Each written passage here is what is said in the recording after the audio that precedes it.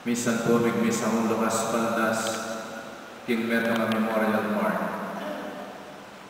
Kaya rin na po ning banal misa dening may papamilya linapit lang makapadurot king altar at atin lang ang tatal na lobong maputi. At kareting lobong maputi makasulat lang ng lagyo daring kapamilya dang minuna na kaya katamu king sumangi dabye. Nga nanimpiamamat pang dili ka rin may kakapatad. 1, 2, 3, let go and let God. At binulos daw ang deng lobo. As namang kasanding lalawan deng lobong maputi.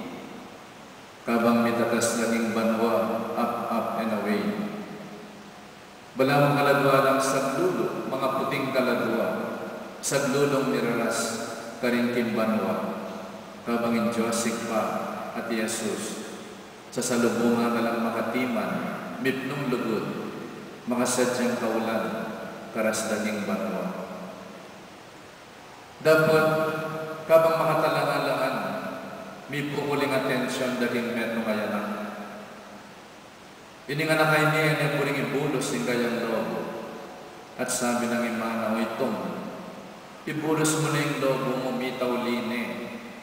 E kung bisa nga na ning anak kikilikan ng imana, piano nga kay ni, yuni kay ni kanakuya ini nga. Ibulos mo na itong nga na bisa yung anak, pipiling yan. Linapit sa yung tatang, kingwa na yung lobo, binulos na yung lobo. Alaya nga karapat yung anak agyan tatagal at kikya. Alaya nga karapat. Uling kingwa na yung tatang na yung lobo. At binulos na bayang mituki ka rin kayabi ng lobo. Mother, brothers and sisters, nung misan kalupa nakatamo ni anak. We do not want to let go and let God. Tutu, masakit. Ing pamikawaning daralanan ng kamatayan. Ulimbalo mo ba't siya mikot-kot ni, kikot-kutan ng mete. Asawa may manopeng aryo anak. E nakomikit pa si bayo. Kaya nga yung physical appearance. It takes time and moments of grieving to ease the pain in our hearts. Many of us are still hurting because of the pain and sorrow brought about by death. Pero as Catholics and as Christians and as believers, we need to let go and let God. Because para kaya katamo, in death, life is not ended. Life is changed. Huling kamatayan, bubuklat niya para kaya katamo, ing pasbul, papunta king halangan God. Totoo masakit nung impengarin, mapatad na inawag yung ICU. Uling mga respiratory for almost 3 months. And you have to make a decision sometimes. Para ilakwala rin ang respirator, which are extraordinary means in life. Eta naman mabibigyan maka-respirator. Eta naman mabibigyan makataluking oxygen tank. These are extraordinary means. Nga numisan sabyan ng Dr. Brendan Nepoy Mayo, it's time to let go and let God. Kanina rin Dr. ilang mamakot kaya ng tube. Now, deng miki pamilya, ila rin mamakot, magpirma ng waiver. At numisan, panamdaman na rin anak. Amo, Brendan Nepoy Pengarimi, sabi ng doktor, pwede nang bagutan ng respirator. Milalaban ng ludot. Kesa ka ng letting go and let God. Nung mabibigyan mga respirator, yung mga branded niya, makalunos siya. From one point of view, it is prolonging the suffering of your beloved. From the other point of view, it is offering him to God. Banang may painawar. Niyang mabiyaya may kasakit niya.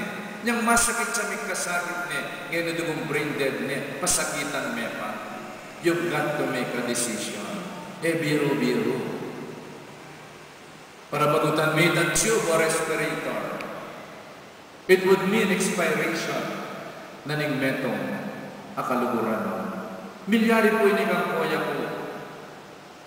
Last 2 years ago, he was brain dead in ICU because he was assaulted by the hold-uppers. Then kapatid ko, mitipon-tipon lang. Ginawa lang ang farewell letter kang kuya ko. And after everyone has spoken his word of love and farewell, begutan din tube and in 1 minute, min-expire ang kuya ko. Not because we do not love him, but because we love him. And we want him to rest in peace in the bosom of the Father, in the joy of the heavenly kingdom. And yet many of us, sometimes we will not want to let go and let God. And we deny the fact of death in our life. And if there is one topic that we avoid, it is the topic about death. Wala sabihan ng asawa mo, sweetheart, inimpamburo ko na, tok ng lahat. E mo sasabihin niya, nakapamati.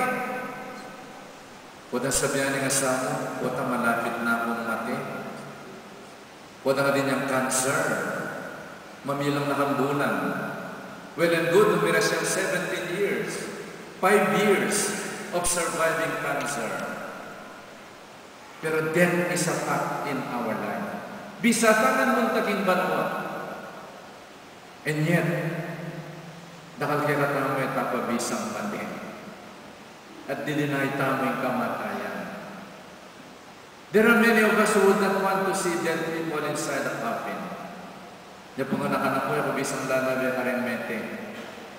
Uling machigit yung arong ng mete, paruminggo aga na nakakita ang arong na king imagination ko. Makanya kawal, yung imagination ko ka rin mete. But only to realize, niya pala tatakot kong lalawi na rin mete, uling tatakot ko pang mati. Pero ngayon yalin ako tatakot mati.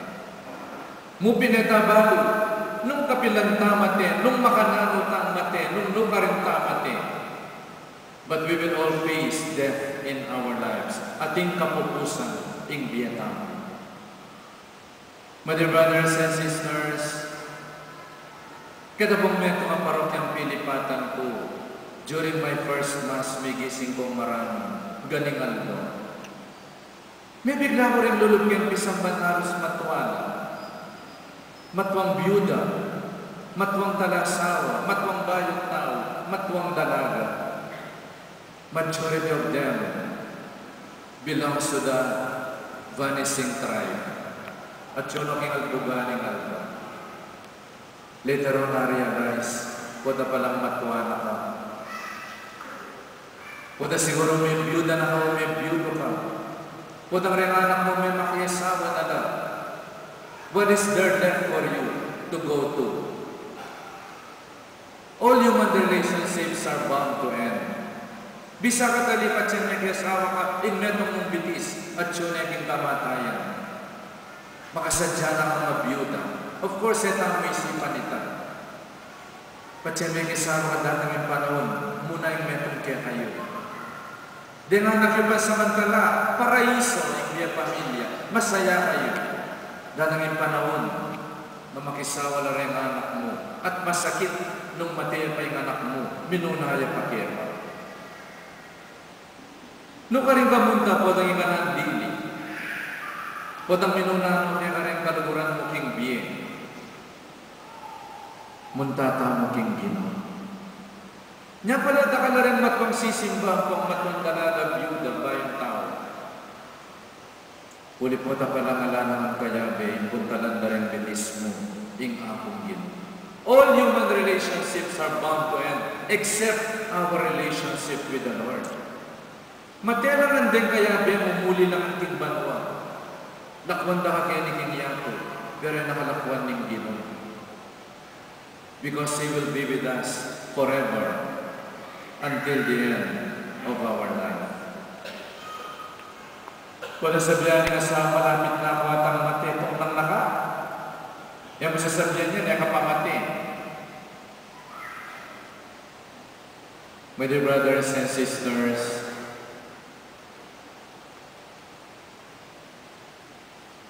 Misan po nga nagbekong kaibigan, mestra ko kening gagawang da karen animals.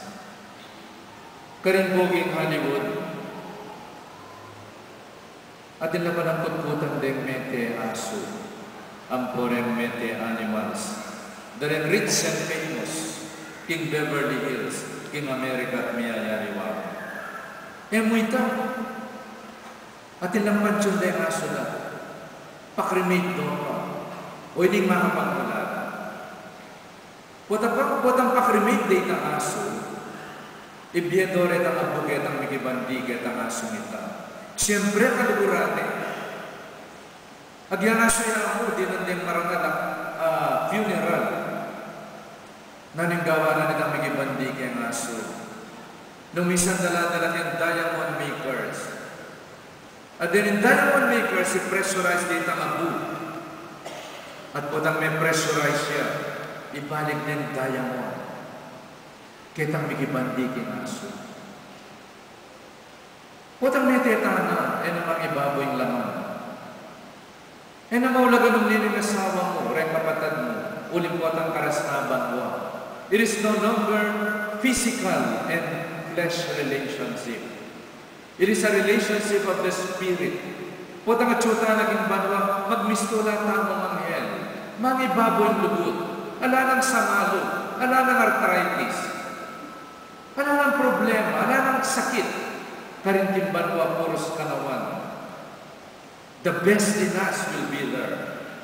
The Spirit mangibaboy. Anak na katamo ng Diyos. At uling anak na katamo ng Diyos, we will live forever. Our spirit is immortal because God is eternal. Manatili tamo harapan ng Diyos. Karin esing kalagu, esing kasikan, esing katilo saro, ngunit singkarabududu. Harapanan ng akong Ginoo. At tangalan tayong Diyos, mipnong lubod, mipnong sala, mipnong tula, mabibiyata ang harapan ng akong Ginoo. The Spirit will prevail. Pero balo taong gintaw ng panahon, pasubyanin ng Diyos yung katawan tao. Ining katawan na may templo ng banal na Espiritu. Ining katawan na ginamit tamo para sumuyo. Ining katawan na ginamit tamo para gawang maya. Pasubyanin ng Ginoo. In a glory